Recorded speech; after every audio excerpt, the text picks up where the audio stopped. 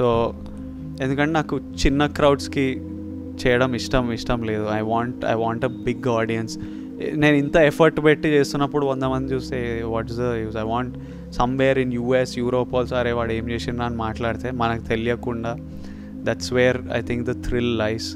So I wanted to perform to big crowds and cinema was the biggest avenue to reach anyone. ఏంటి second సినిమాకే cut out హడావిడి, first cinema ఏదో నాతో పాటు act చేశాడు, సర్లే బాగానే ఉంది అనుకున్నా, ఇప్పుడు బెస్ట్ యాక్టర్ నామినేషన్స్ లో నాతో పాటు ఉన్నాడు తెలుసా. వావ్. అర్జున్ రెడ్డి సినిమా చూసిన తర్వాత వాసుని అడగండి, నేను ఒక 1 వీక్ ఎవరిని కలవాలా, ఎలా ఏ సినిమా చేస్తున్నాం మనం ఎలా డిస్టర్బ్ అయిపోయాను. నేను చాలా రోజులు ఆల్మోస్ట్ ఒక 1 వీక్ to 10 days చాలా డిస్టర్బ్ అయిపోయాను.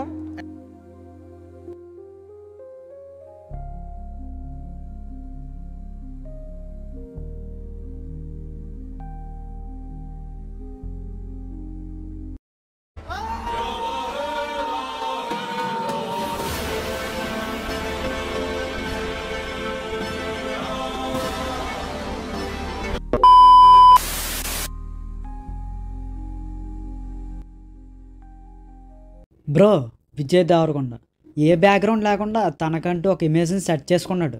తక్కువ సినిమాలు చేసినా క్రియేట్ చేసిన ఇంపాక్ట్ అంతా ఇంత కాదు. లైఫ్ ఈజ్ బ్యూటిఫుల్ అండ్ ఎవడైతో కెరియర్ స్టార్ట్ చేసి పెళ్లి చూపులతో పరిచయం అయ్యాడు అండ్ అర్జున్ రెడ్డితో ఒక ట్రెండ్ సెట్ చేశాడు. అండ్ అర్జున్ రెడ్డి ఇచ్చిన ఇంపాక్ట్ అయితే అంతా ఇంత కాదు, అందరికీ తెలిసిందే. అండ్ ఆ మూవీ తన కెరియర్నే మార్చేసింది. బట్ తర్వాత చాలా సినిమాలు తీశారు, లైక్ ద్వారక, నోట, మహానటి, ట్యాక్సీవాలా. బట్ అంత ఇంపాక్ట్ ఇవ్వలేకపోయాయి అర్జున్ రెడ్డి తర్వాత. అప్పుడు పడింది మళ్ళీ గీతా గోవిందం. ఫ్యామిలీ ఆడియన్స్కి బాగా దగ్గర అయ్యాడు అండ్ మంచి బ్లాక్ బస్టర్ అయితే అయింది ఆ మూవీ. ఇంకా తర్వాత వచ్చిన మూవీస్ అయితే కొన్ని ఓకే, కొన్ని no, like Dear Comrade and World Famous Lover, ఇవన్నీ వచ్చాయి తర్వాత. అండ్ చాలా నెగిటివిటీ కూడా ఫేస్ చేశారు. అండ్ అందరికీ తెలిసిందే లైగర్కి క్రియేట్ చేసిన హైప్ అంతా ఇంత కాదు. బట్ మూవీ రిజల్ట్ తెలిసిందే అందరికీ, బిగ్గెస్ట్ డిజాస్టర్ తన కెరియర్లోనే. బట్ తను చేసిన మూవీస్ చూసుకుంటే ఎయిదర్ ఆడకపోయినా ఆడినా సరే తన ఇమేజ్ మాత్రం అలానే ఉంది, ఎయిదర్ పాజిటివ్గా అండ్ నెగిటివ్గా కూడా. ఆ కాస్త నెగిటివిటీని కూడా ఓవర్కమ్ చేయడానికి అయితే ట్రై చేస్తున్నారు ఇప్పుడు విజయ్ గారు.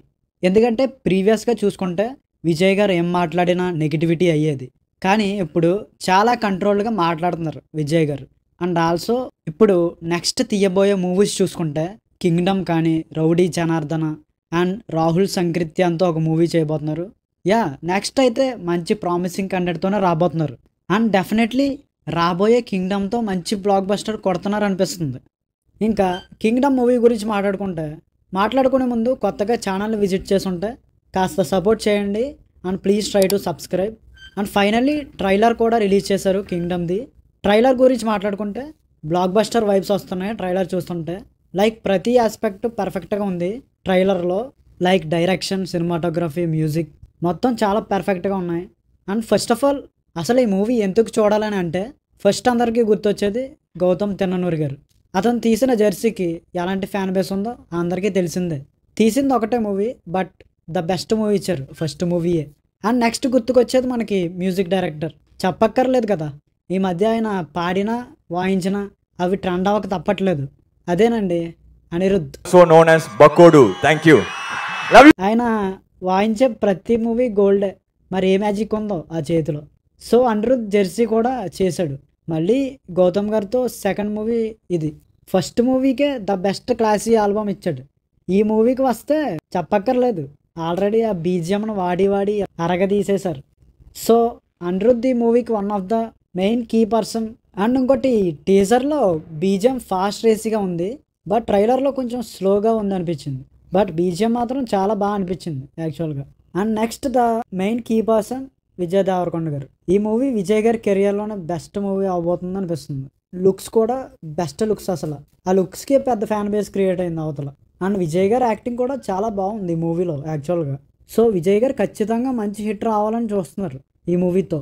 సో ఈ ముగ్గురు మెయిన్ కీ పర్సన్స్ ఈ మూవీ చూడడానికి. So coming to movie plot, ట్రైలర్లో చూపించినట్టు లైక్ విజయ్ గారికి ఒక ఎమర్జెన్సీ సీక్రెట్ ఆపరేషన్ అప్పగిస్తున్నారు అండ్ అక్కడికి ఒక స్పైగా వెళ్ళాలి. సో అక్కడికి వెళ్ళడానికి మొత్తం అందరినీ మర్చిపోవాలి అండ్ జాబ్ కూడా వదిలేయాలి. అంటే విజయ్ గారు ఆల్రెడీ పోలీస్ అనుకుంటా, సో అక్కడికి స్పైగా పంపిస్తున్నారు విజయ్ గారిని. యాక్చువల్గా ఇతను చెప్తున్నారు చాలా రిస్కీ ఆపరేషన్ సూరి అని, బట్ విజయ్ గారు వెళ్తారనుకుంటా. ఇంతకీ స్పైగా వెళ్ళబోయే గ్యాంగ్కి లీడర్ శివ, విజయ్ గారు వాళ్ళ అన్నయ్యగా పోర్ట్రే చేశారు. అండ్ బ్యాక్ స్టోరీ ఏంటో మరి మూవీలోనే చూడాలి. తర్వాత హీరోయిన్ కూడా కీ రోల్ ప్లే చేస్తుంది అనుకుంటా, ఎందుకంటే హృదయం లోపల సాంగ్ చూస్తే విజయ్ గారికి హెల్ప్ చేస్తుంది లైక్ ప్రతి పనిలోనూ కూడా. సో చూడాలి రోల్ ఎలా ఉండబోతుందో. ఇంకా ట్రైలర్లో చూపించినట్టు మొత్తం షార్ట్స్ అన్నీ శ్రీలంకలో చేశారంట. మొన్న రీసెంట్గా సందీప్ గారితో జరిగిన పాడ్కాస్ట్లో షేర్ చేసుకున్నారు గౌతమ్ గారు. ఇంకా తర్వాత మొత్తం మెయిన్ స్టోరీకి సంబంధించిన షార్ట్స్ అన్నీ వచ్చాయి. లాస్ట్లో ఒక డైలాగ్ వచ్చింది లైక్ ఈ మట్టిలోనే ఏదో ఉంది, మనుషుల్ని కూడా రాక్షసుల కింద మార్చేస్తుంది, ఇప్పుడు వీడేమో ఆ రాక్షసులకి రాజయ్య కూర్చున్నాడని డైలాగ్ వచ్చింది.